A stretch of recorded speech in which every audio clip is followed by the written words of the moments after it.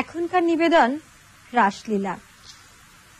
এটি গীত গোবিন্দমেরই আরেকটি অংশ বিশেষ। মূলত শ্রীকৃষ্ণ ও শ্রী রাধিকার প্রেম বিষয়কে কেন্দ্র করেই এই নৃত্যপদটি রচিত হয়েছে। শ্রীকৃষ্ণ কুঞ্জবনে তার প্রিয় সখীদের সঙ্গে রাসলীলায় মত্ত হয়ে উঠেছেন, আর ওদিকে দূরে শ্রী রাধিকা তার প্রিয় সখীদের সঙ্গে সেই দৃশ্য উপভোগ করছেন।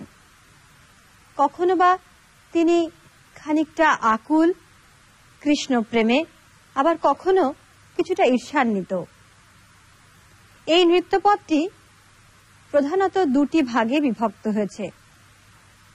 প্রথম অংশে শ্রীকৃষ্ণের আবির্ভাবের কিছু পরেই শ্রী রাধিকা তার প্রিয় সখীদের সঙ্গে কৃষ্ণ প্রেমে আকুল। পরবর্তী অংশে দেখা যায় শ্রীকৃষ্ণ তার প্রিয় সখীদের সঙ্গে রাসলীলায় মত্ত হয়ে উঠেছেন। নৃত্যশিল্পী অদিতি বন্দ্যোপাধ্যায়ের পরিবেশনায় শ্রীকৃষ্ণ ও শ্রী রাধিকার একাধারে দুটি রূপই আমরা মূর্ত হতে দেখি।